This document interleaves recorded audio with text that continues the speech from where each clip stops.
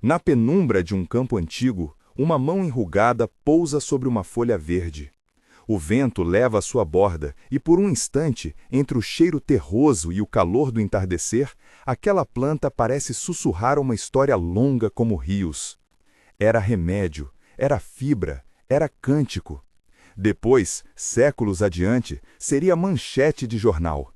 Esta é a história da maconha, a erva que curou povos e que, com o tempo, criou controvérsias que atravessam fronteiras e gerações. Se esta história está falando com você, curta e inscreva-se. Fica comigo até o fim desta noite. No começo, antes dos impérios e das fronteiras que conhecemos hoje, a planta crescia livre em vales e encostas. Não havia uma palavra única para ela nas línguas antigas, mas havia usos. O caule dava cordas e roupas, as sementes eram alimento, e as folhas entravam em chás, ungüentos e rituais. Em aldeias que hoje ficam espalhadas entre planícies da Ásia Central e leitos de rios que virariam civilizações, a planta ocupava um lugar duplo, prático e sagrado. Homem e planta eram parceiros de subsistência. Curadores colocavam uma infusão sobre feridas. Anciãos fumavam folhas em cerimônias para aquietar dores e abrir portas para um outro tipo de atenção. Tudo isso numa intimidade que misturava o palpável ao simbólico. A figura da planta nessas primeiras terras é complexa. Botanicamente, falamos de um grupo dentro do gênero Cannabis, que se manifestava em variedades adaptadas ao frio das montanhas e ao calor dos vales. Comunidades aprenderam a separar usos. O cânhamo era tecido resistente. A erva com resina mais aromática era reservada a rituais e remédios. Essa divisão entre fibra e resina, entre trabalho e cerimônia, percorreu séculos.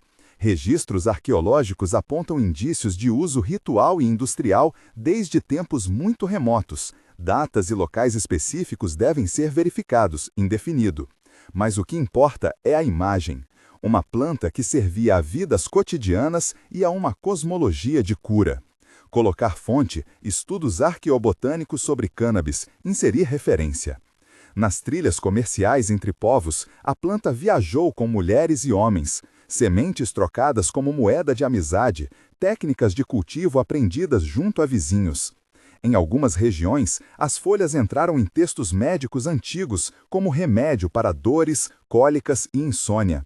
Em outras, o fumo de resina era parte de ritos de passagem, um modo de aproximar o finito do infinito. Essas práticas eram locais, enraizadas em saberes orais e em modos de cuidar uns dos outros. Não havia uma única cultura da maconha. Havia massivamente culturas que a integravam de diversas maneiras, agrícolas, espirituais, econômicas. O encontro com o mundo moderno mudou tudo isso. Com rotas de comércio mais longas, navios e impérios trazendo plantas e saberes para além de suas paisagens nativas, a erva entrou em um novo circuito, o da ciência, da indústria e, em seguida, do mercado urbano. No século XIX, médicos e viajantes coloniais trouxeram relatos da planta medicinal dos povos do Oriente para os laboratórios e farmácias da Europa.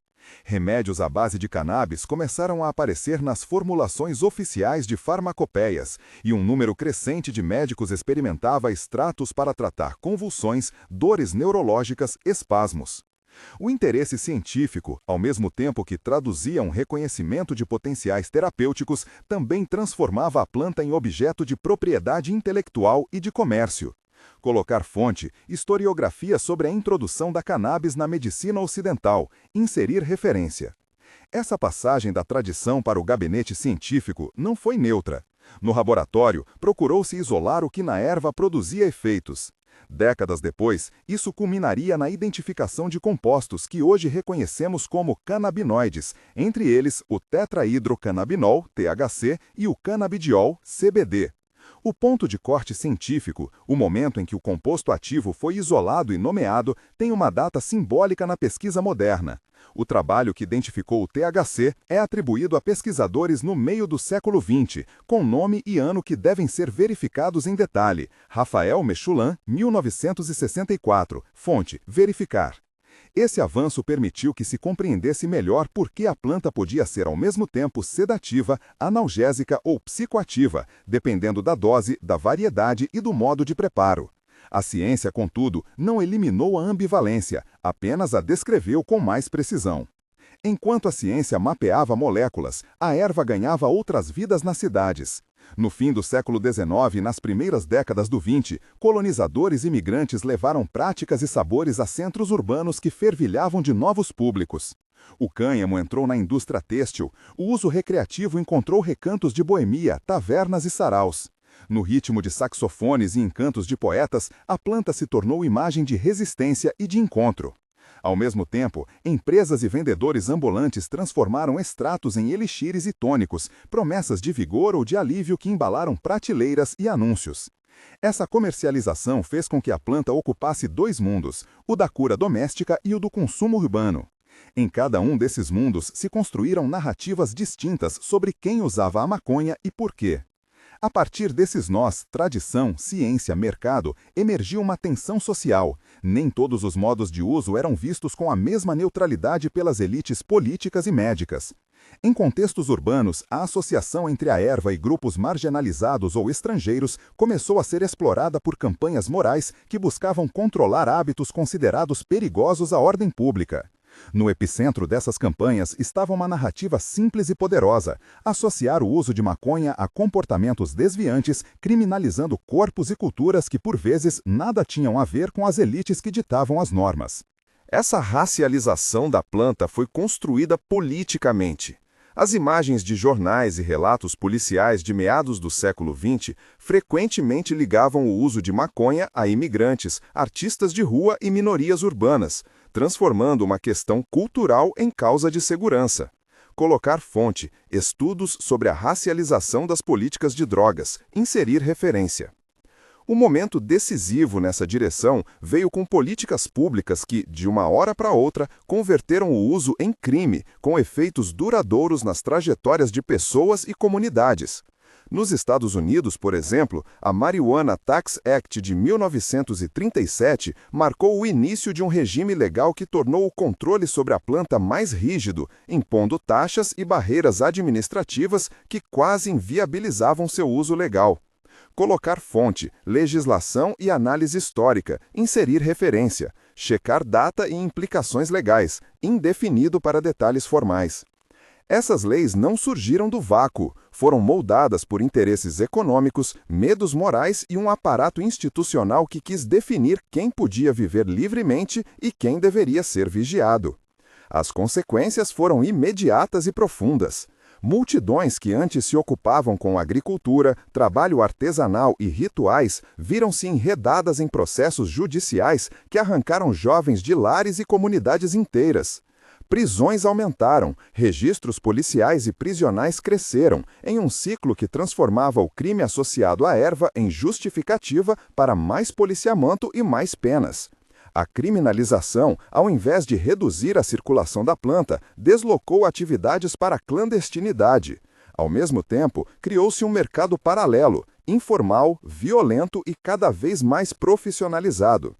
Colocar fonte, estudos sobre encarceramento em massa e políticas de drogas, inserir referência, evitar números sem verificação. É importante dizer, a transição de um uso tradicional para um regime de proibição não foi linear nem universal. Em muitos lugares, práticas locais continuaram, às margens da lei ou em aceitação tácita. Em outros, a planta foi modelada por novas economias. Produtores que antes vendiam sementes e fibras passaram a cultivar variedades mais concentradas em resina para atender a demanda negra. Essa transformação agrícola alterou paisagens. Terrenos foram convertidos em plantações ocultas. Florestas foram derrubadas para abrir clareiras. Produtos químicos passaram a ser usados para forçar florescimento e rendimento acelerado.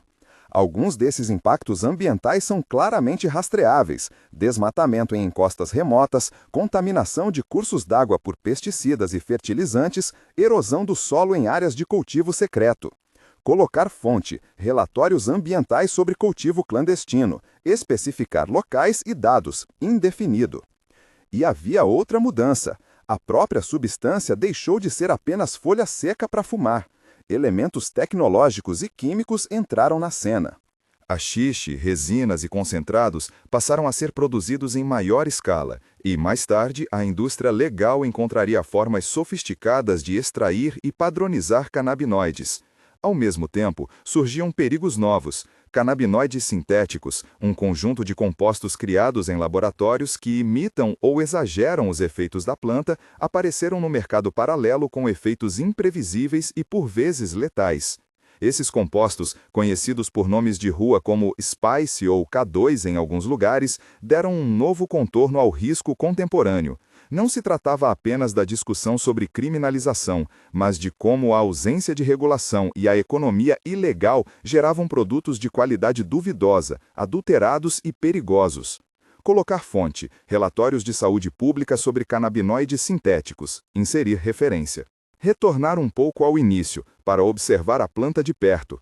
É notável como uma mesma folha pode atuar como remédio e como estopim de controvérsia. Em comunidades, a maconha era planta de cura. Nas cidades, teve suas imagens disputadas entre médicos, publicitários e políticos.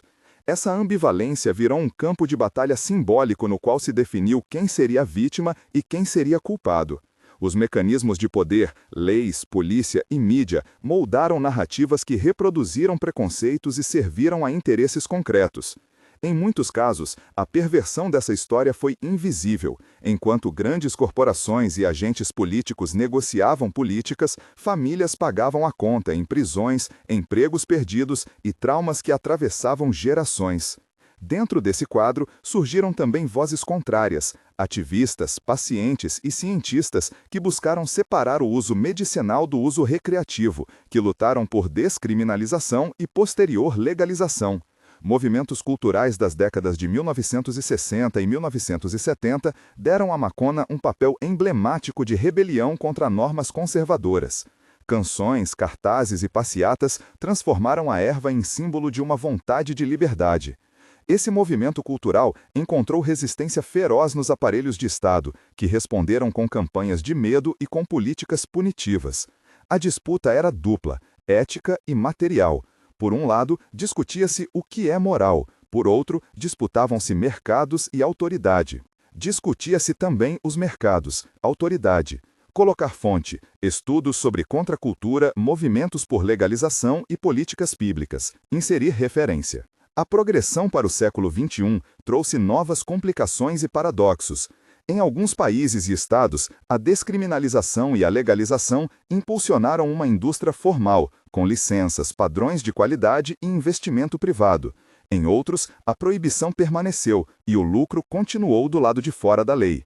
Nessa polaridade, persistiram questões essenciais: quem se beneficia da regulamentação? Quem é responsabilizado pelos danos do passado?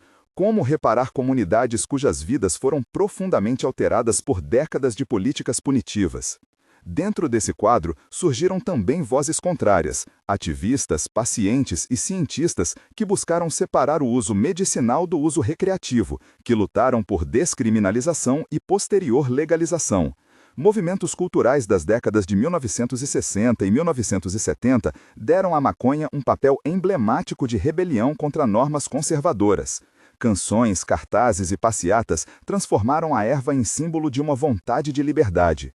Esse movimento cultural encontrou resistência feroz nos aparelhos de Estado, que responderam com campanhas de medo e com políticas punitivas. A disputa era dupla, ética e material. Por um lado, discutia-se o que é moral, por outro, disputavam-se mercados e autoridade. A progressão para o século XXI trouxe novas complicações e paradoxos. Em alguns países e estados, a descriminalização e a legalização impulsionaram uma indústria formal, com licenças, padrões de qualidade e investimento privado. Em outros, a proibição permaneceu e o lucro continuou do lado de fora da lei. Nessa polaridade, persistiram questões essenciais: quem se beneficia da regulamentação? Quem é responsabilizado pelos danos do passado? Como reparar comunidades cujas vidas foram profundamente alteradas por décadas de políticas punitivas? Cada escolha política reverbera em termos humanos. Famílias, trabalhadores rurais, profissionais da saúde, aprisionados e pequenos agricultores, todos sentem o impacto de decisões tomadas nos gabinetes. Até aqui, a história que contamos segue caminhos familiares. Origem ancestral, ciência que registra moléculas, comercialização urbana, criminalização, clandestinidade, novos riscos. Mas por trás desse mapa há milhares de histórias individuais, muitas delas anônimas. Imagine uma fazenda de cânhamo transformada ao longo de um inverno em um campo de plantas de alto rendimento. Imagine um jovem em uma cidade que aprende a fumar em festas e semanas depois é preso por uma pequena quantidade. Imagine uma mulher idosa que usa um óleo derivado da planta para aliviar dores articulares e encontra na experiência conforto e controvérsia. Essas vidas cruzam políticas e mercados, e são nelas que se verifica o custo humano das decisões institucionais. Há ainda uma dimensão geográfica que não pode ser negligenciada. A planta moveu-se pelo mundo em rotas diferentes, e cada montagem regional produziu consequências específicas. Em algumas áreas, a produção clandestina alimentou economias locais, oferecendo renda onde o Estado pouco investia. Em outras, a violência associada ao tráfico corroeu tecidos sociais, gerou deslocamentos e apropriou territórios a novos atores armados. O que em um lugar era subsistência, em outro se transformou em guerra por rotas e lucros. Essas trajetórias locais, ao se conectar com mercados internacionais, criaram uma economia transnacional que muitas vezes funcionou à margem ou em confronto com o Estado. Colocar fonte, estudos regionais sobre produção e violência, inserir referências locais, nomes e datas específicas, indefinido para checagem. Quando se fala de maconha hoje, portanto, fala-se de uma planta que passou por metamorfoses históricas e técnicas, desde a seleção de variedades por agricultores tradicionais até a produção de concentrados e produtos padronizados em laboratórios. Desde o uso ritual até políticas civis que encarceraram milhões, desde a fibra que vestia populações até os mercados multimilionários da era legal. Cada etapa deixou marcas, no corpo, no imaginário, no território. O fio condutor é sempre o mesmo. Uma planta que serve a finalidades diversas é reconfigurada por forças sociais, econômicas e científicas que decidem seu destino. Ao final desta primeira noite de história, permanecem perguntas que exigem atenção. Como uma cultura pode proteger saberes tradicionais ao mesmo tempo em que adapta uma planta a necessidades médicas legítimas? Como sociedades que criminalizaram o uso podem reparar danos quando mudam de rumo? Que padrões de qualidade e proteção à saúde são necessários para que a regulamentação não se torne apenas uma nova forma de exclusão? A resposta a cada uma dessas perguntas é complexa, atravessada por atores com interesses opostos. E é nisso que pousaremos a próxima parte desta narrativa, nas engrenagens políticas e econômicas que, a partir do século XX, transformaram a planta em símbolo de criminalidade e depois em mercadoria. Mas antes de fechar os olhos e permitir que a imagem da folha volte a repousar na terra, vale lembrar uma última cena, simples e inquietante. Numa pequena vala do campo, sob o luar, alguém queimou um resto de planta para afastar mosquitos. A fumaça subiu preguiçosa, levou memórias de ritos e de remédios e se perdeu entre estrelas. Aquela fumacinha foi ao mesmo tempo um sussurro do que a planta representava e uma antevisão do que viria. Transformações profundas, disputas de poder, vidas redirecionadas. A história da maconha segue viva nessas pequenas chamas e continuará a ser contada. Onde indicado inserir notas e referências bibliográficas para as passagens históricas e legais mencionadas, por exemplo, Marijuana Tax Act de 1937, fonte jurídica, trabalhos de Rafael Mecholan sobre THC, fonte científica, estudos arqueobotânicos, fontes acadêmicas. Marcar em notas, verificação de datas e grafias, indefinido onde necessário. As engrenagens políticas e econômicas começaram a girar com força própria. A planta, que até então conhecia mãos de curandeiros e tecelões, viu-se no centro de um conflito de poder. Não era apenas sobre uma folha, era sobre quem decide o que é remédio, quem pode ganhar dinheiro com a natureza, quem merece proteção e quem vai para a jaula. Essas escolhas, tomadas em gabinetes e salas de imprensa, moldaram destinos. Nos anos em que a política passou a olhar para a maconha com olhos de controle, vozes oficiais construíram narrativas que combinavam medo, moral e racismo. Em alguns países, autoridades usaram imagens de estrangeiros e de comunidades marginalizadas para associar o uso da erva à delinquência e declínio moral. Jornalistas sensacionalistas publicaram manchetes que pintavam o usuário como ameaça.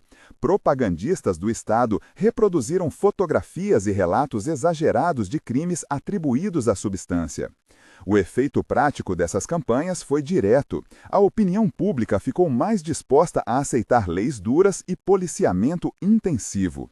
Colocar fonte, estudos sobre campanhas de mídia e política de drogas, inserir referência. Checar análises históricas, indefinido. Um nome frequentemente associado ao impulso para a proibição nas páginas de vários relatos históricos é o de líderes de agências de narcóticos que, a partir das décadas iniciais do século XX, promoveram campanhas contra a planta. Esses esforços culminaram em peças legislativas que, em muitos lugares, transformaram o simples ato de possuir folhas em crime com penas severas. Nos Estados Unidos, por exemplo, um marco frequentemente citado é a Marijuana Tax Act, 1937, um ato que instituiu controle e taxação sobre o que então já se chamava de marihuana e que serviu como base para uma política de repressão mais ampla. Em áreas de serra e mata, o resultado foi desflorestação, erosão, poluição de cursos d'água e perda de biodiversidade.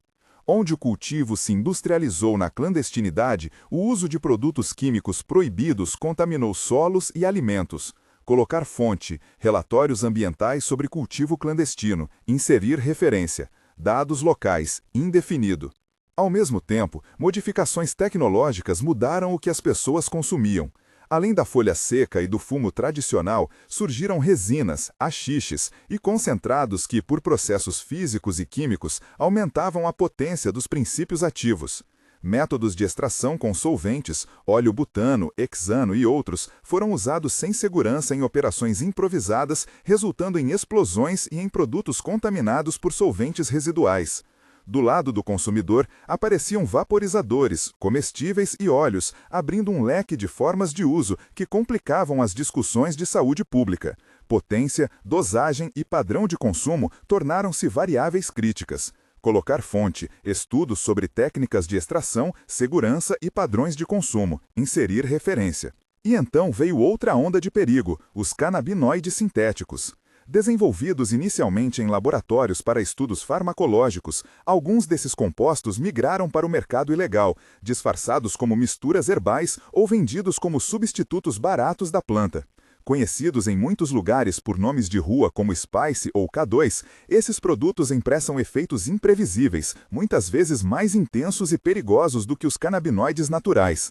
Casos de toxicidade grave, convulsões e mesmo mortes foram associados a alguns desses compostos. Esse fenômeno expôs uma lógica cruel. A proibição da planta, combinada à demanda, cria espaço para substitutos perigosos que aparecem sem qualquer padrão de segurança. Colocar fonte, relatórios de saúde pública sobre canabinoides sintéticos, inserir referência. A resposta institucional a esses novos perigos foi e é complexa. Onde a planta permaneceu proibida, a luta se manteve centrada no policiamento e na repressão. Onde se avançou em descriminalização ou legalização, abriram-se novas questões: regulação, padrões de controle de qualidade, limitações de publicidade, proteção a menores e políticas de equidade para reparar danos passados. A legalização, quando ocorreu, não apagou de imediato o mercado paralelo. Em muitos lugares, mercados legais emergiram lado a lado com redes ilegais, que ofereciam preços mais baixos ou produtos proibidos. A transição trouxe desafios administrativos.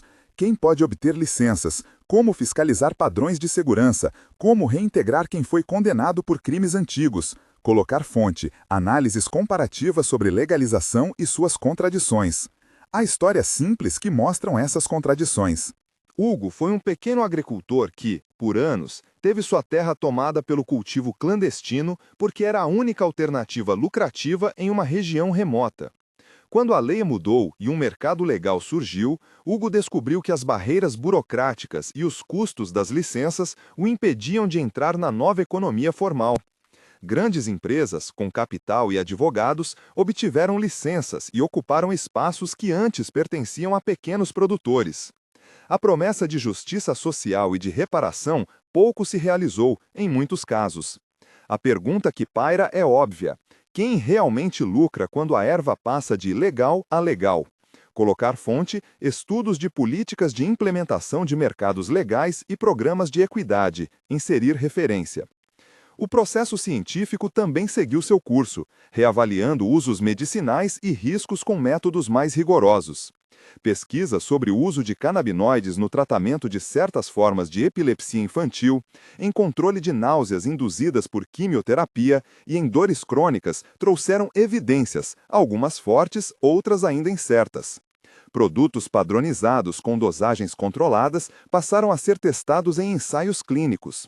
Ainda assim, muitas reivindicações populares, curas milagrosas para doenças complexas, não resistem ao escrutínio científico. A mensagem dos estudos é dupla. Há potencial terapêutico real, mas não universal. Há benefícios em pacientes específicos, em protocolos definidos e riscos que precisam ser considerados. Colocar fonte: revisões científicas sobre usos medicinais de canabinoides. Inserir referência. As inovações tecnológicas transformaram também o consumo urbano.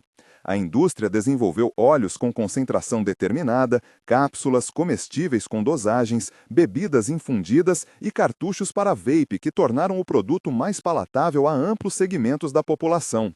Isso abriu mercados legítimos, mas trouxe debates sobre marketing e menoridade. Como permitir publicidade sem atrair jovens? Como garantir que o produto vendido em lojas formais tenha qualidade e esteja livre de contaminantes? Esses dilemas são centrais para quem pensa regulação responsável. A questão ambiental também ganhou nova visibilidade. A produção industrial legal tem impactos. Cultivos indoor demandam muita energia elétrica para iluminação e controle ambiental. Cultivos outdoor em larga escala podem consumir grandes volumes de água e competir com outras demandas. Quando a produção ainda vive à margem da lei, as técnicas clandestinas são muitas vezes mais predatórias. Desmatamento para abrir áreas, uso indiscriminado de agrotóxicos proibidos e emprego de armadilhas e venenos que atingem fauna local. Predadores e aves que sofrem envenenamento por roedores tratados com substâncias tóxicas. Relatos de nascentes secas, rios poluídos e declínio de espécies em áreas de cultivo clandestino tornaram-se sinais de alerta. Colocar fonte: relatórios ambientais e estudos de casos sobre impactos do cultivo de cannabis. Inserir referência. Dados locais e regionais, indefinido.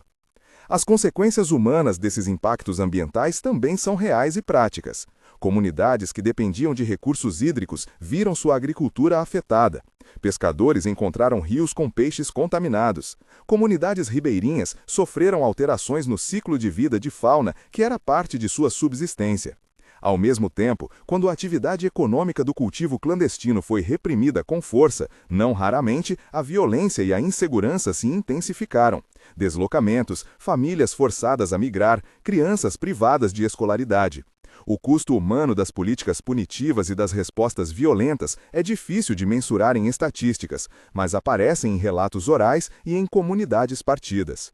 Ao mesmo tempo, quando a atividade econômica do cultivo clandestino foi reprimida com força, não raramente a violência e a insegurança se intensificaram. Deslocamentos, famílias forçadas a migrar, crianças privadas de escolaridade.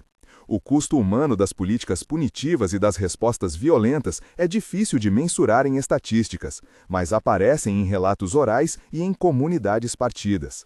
Colocar fonte: estudos sociais e relatos comunitários sobre impactos ambientais e humanos. Inserir referência. Enquanto isso, no plano internacional, o debate mudou de tom. Organismos multilaterais, ONGs e pesquisadores passaram a questionar modelos exclusivamente punitivos e a propor alternativas: descriminalização de uso pessoal, programas de redução de danos, políticas de saúde pública mais voltadas à prevenção e ao tratamento do que à punição.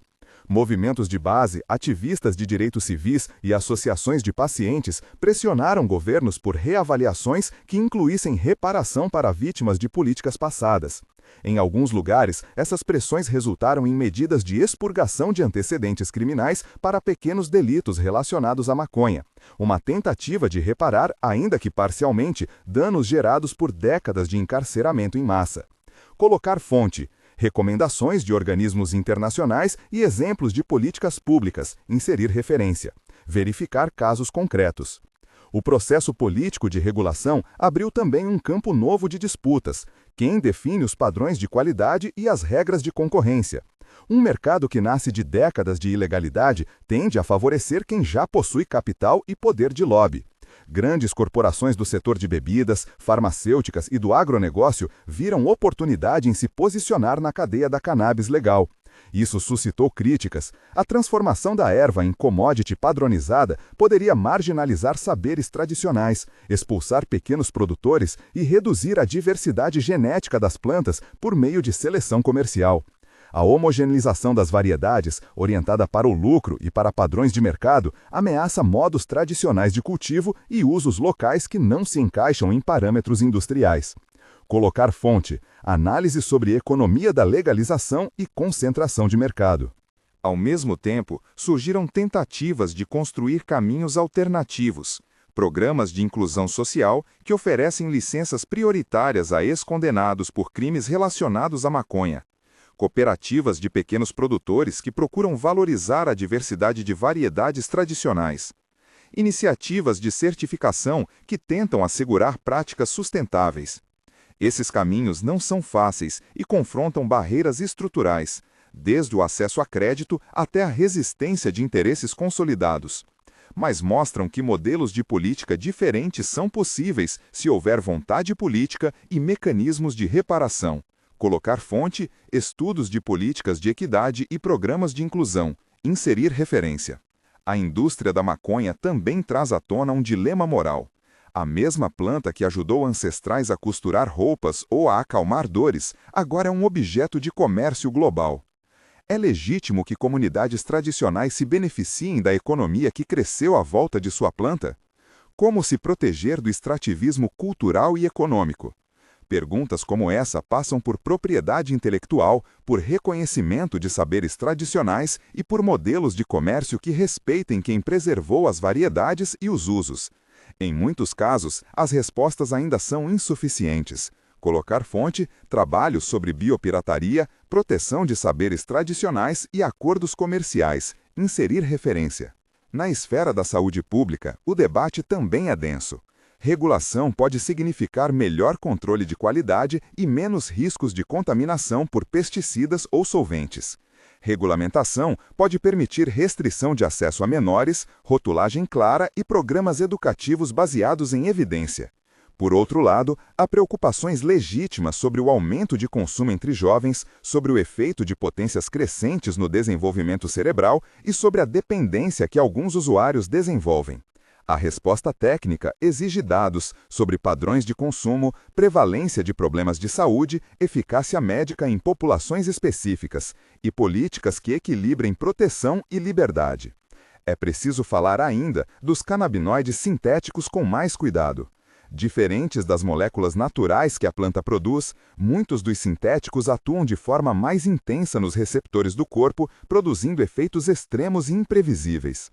Eles circulam em mercados obscuros, por vezes ligados a redes criminais que procuram substitutos baratos para responder à demanda. Intervenções de saúde pública e de regulação têm tentado identificar e controlar essas substâncias, mas a química evolui rápido. Quando um composto é proibido, outro, ligeiramente alterado, pode aparecer.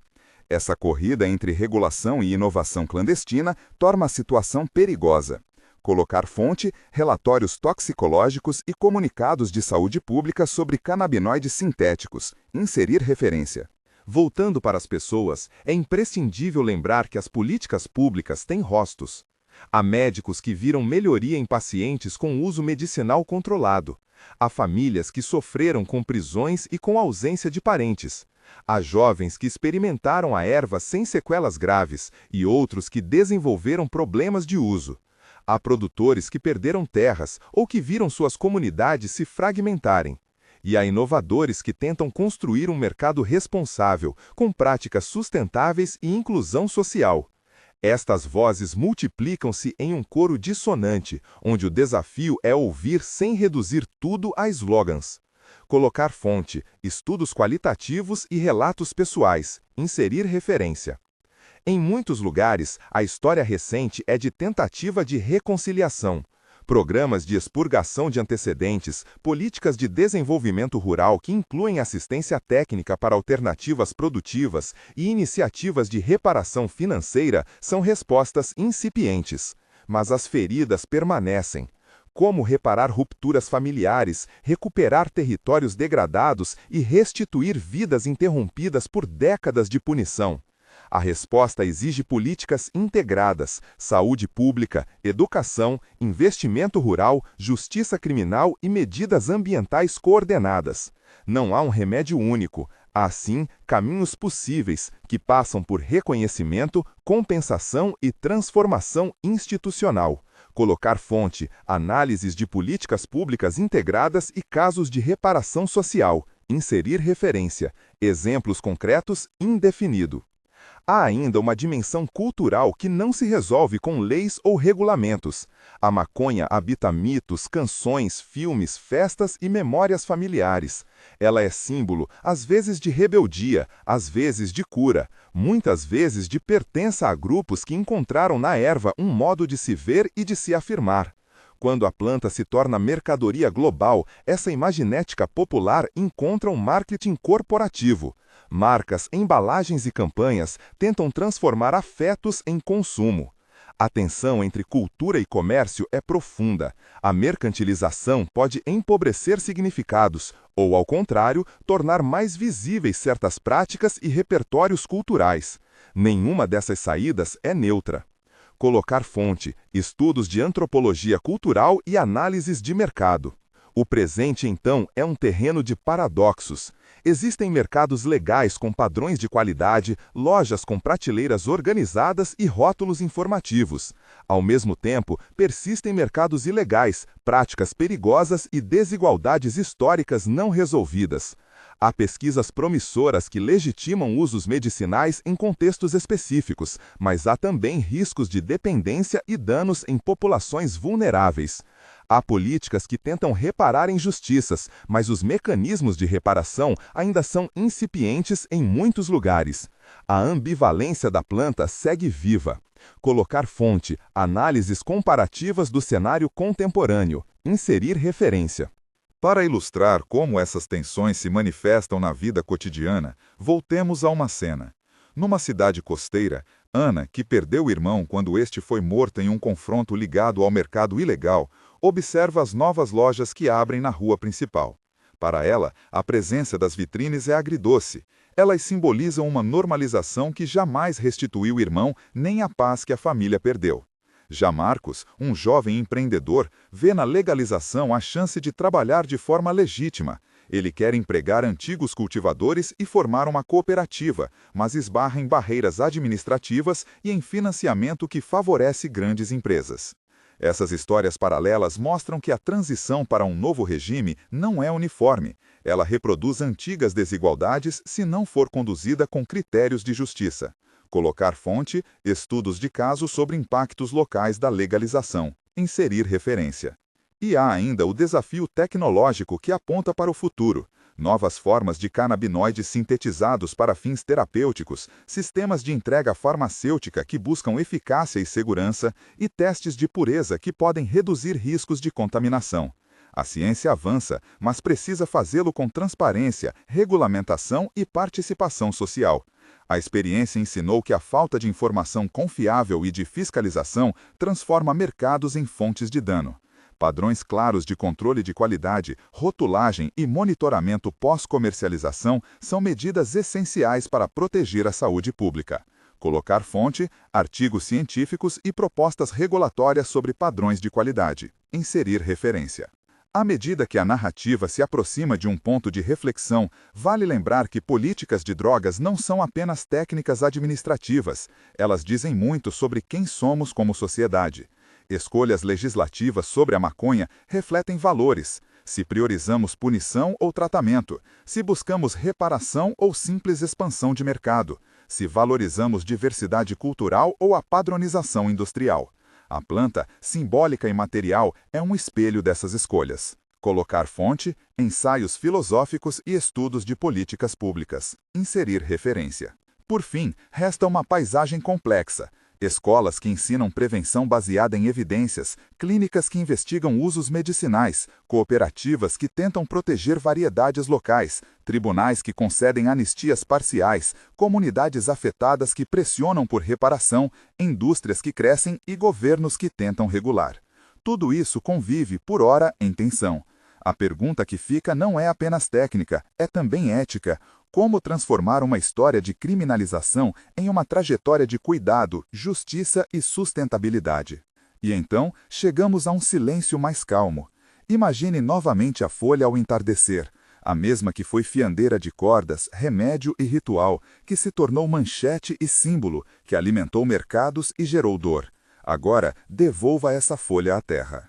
Observe como ela seca, como seu verde se torna marrom, como pequenos organismos a transformam em matéria nova. Essa imagem é dupla. Há nela a lembrança do uso humano, das decisões políticas, das vidas alteradas. E há também uma promessa modesta, a promessa de que as coisas podem ser transformadas quando tratadas com cuidado. Não há cura simples para os estragos feitos por décadas de políticas punitivas, nem receita única para um mercado ético da erva. Mas há caminhos.